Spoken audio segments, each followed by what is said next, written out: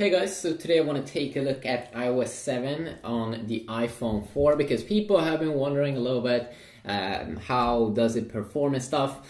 And of course this is an early release also from Apple, so of course it will get updated, probably better speeds and stuff. But then we shouldn't forget that the iPhone is getting old. Or the iPhone 4, it came out like 2010. That's a 3-year-old phone, and now with technology, a lot of things is changing pretty quick. But this is the new UI. If you haven't seen it before, Apple have really changed a lot of things. The first thing that you will probably notice pretty quick here is that all of the icons and everything is changed to more like a cartoonish look. If you would ask me, do I like it? Well, I definitely do like the color effect. At first I was like, do I really like this? But then when I started to think about it, I was, well, okay, I assume this is okay. You can see here also at the bottom that just for this specific iOS 7 release, we don't have any cool background behind these 4 icons at the bottom. I'm really not sure why, because it do look pretty good on the iPhone 5. One thing also that you can notice that's pretty interesting is that Apple have removed now, so if you swipe to the left, you don't get any search option to search for different apps and stuff. Now you just have to swipe down like that, and you can see that that's the animation that you do get, and it's probably a better update. You can probably do that on all of the pages. Yes, you can, not just the before. If you had a lot of pages, you had to go all the way to this side. So I assume that's a better way to do it. But you can see it's a little bit laggy there because they do bring some new animations here, and the iPhone 4 doesn't have the best specs. You can also see here that the keyboard is a little bit different here. You still have that clicking sound, but the font and everything seems to be changed. So when you search for something right now, you can see that you get this kind of list with applications.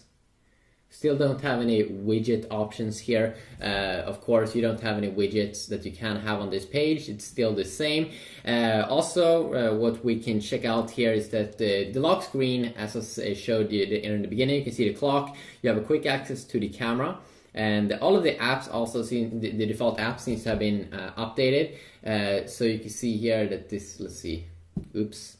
So the camera app probably is a little bit better with a square option, HDR, video mode, photo, and also the video mode, use quickly swipe. You can see that it's not the best speed at the moment, but of course that probably will get updated. And then you can also see the new animations when you go in and out of apps. It's a little bit slow on the iPhone 4, of course, because the phone is getting old, but it still runs, at least iOS 7, that it runs on this older device. That's something that is definitely pretty nice. Also, what we can see here is that on the lock screen, if you want to launch the phone, you don't have that swiping thing anymore at the bottom. You just have one swipe here to the left side, and then you quickly will launch the apps. You can also see here when I load up the screen like this, that you get kind of like a gradient, or it doesn't load up fully immediately, but it has a cool like fade away effect, I'm pretty sure.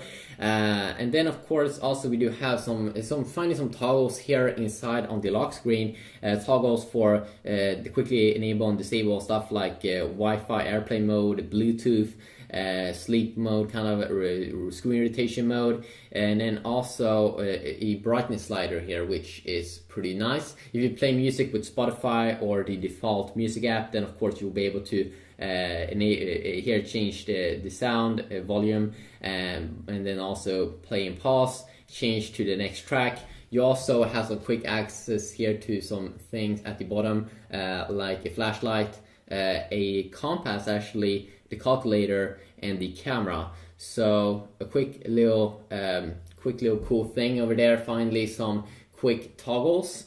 And also now, if we take a look here, if you swipe down, you can see here that when we swipe down from the notification center here, you can customize this a little bit. You can see here that they focus a lot on having calendar here, and then some stocks Not really sure why they always have the stocks over here. But focusing a lot here on the calendar, on what you should do today, you just one swipe down. You can probably also see all the notifications here and miss stuff. I'm not really sure how notifications will look because I haven't got a notification on this phone right now. But that is definitely also a change. Also, in terms of multitasking,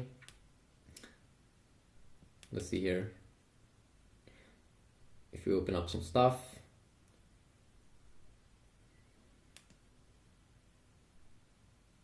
So multitasking is also a little bit different here. Let's see.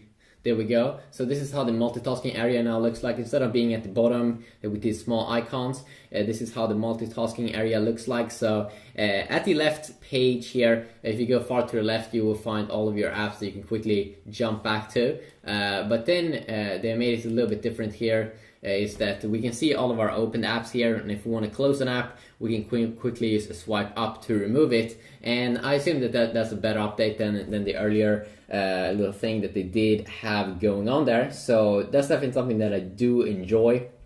And I'll probably make separate videos to be going over separate different apps and updates that they made. I mean, as you can see here in just the call app, they made some nice updates here, and you can see also that the theme overall is more like black and white, but with a lot of colors. I would also love to hear your opinions down in the comment section down below, what you think of this update. You can also see that Safari seems to be having an so I can quickly launch that. Okay, so if I swipe from the bottom, I can quickly get these quick toggles. Wow, that is very, very nice. It's not just on the lock screen. Okay, I totally understand. So that is pretty sweet. So swipe down for searching stuff. Swipe up from the bottom, and you will get some quick toggles. Pretty sweet. You still have also Siri. I'm not sure if it works. Okay, yeah, you don't have that, of course, on the iPhone 4, I'm pretty sure, but it should be available. It should work perfectly with the iPhone 4S. And we do have Apple's own Apple Maps here that they probably update a lot as well. What I do like also about the browser, which I'm probably going to go over in a separate video, is that when we go back here, you can see here Safari has made a very interesting update here with a very clean UI here with just one bar at the top, and I've been waiting for this to happen. So search or enter an address, and you just quickly have a bar up there at the top. And then also the tab system seems to be very cool here with this like cover flow mode or something. That kind of reminds about the Mac OS 10 experience that also has been getting some new updates here. Let's see here also if we can change some stuff here. You can see here this is how the settings area looks like, so pretty much the same as earlier, but they have updated the icons and everything. You can do quick settings here in the notification center, the control center as well, if you want to have access to that on the lock screen. The do not disturb mode, which still is here. Some general settings here for majority of the things that you do want to change. And if you go down brightness and wallpaper as well, you can see I'm on full brightness at the moment. And right now it doesn't seem like I can pick wallpapers here, or that they have any cool default ones. I'm not quite sure why they didn't have that, because it did work perfectly in my iPhone 5. Let's see here, you can see this is how it looks like when you connect to a network. I'm connected to my home network, of course. So I might have made some stuff in this video with this new update, but of course I'll be going over the various different apps and the updates of them. You can also see here when we go into the app here, yes, it's empty photos, and Apple has been working a little bit more on bringing stuff out with the cloud, with like iCloud and stuff. So of course you will be able to sync all of your media and stuff easily across your Mac devices. You can also see the music app here, pretty quick opening up. So to sum it up, I mean, it's definitely not as smooth here as on the iPhone 5. I mean, definitely slowish. It'll probably become a little bit better in the future, but then we shouldn't forget that this is a very old device, the iPhone 4. Really old, and still you can run this latest update. It's pretty nice.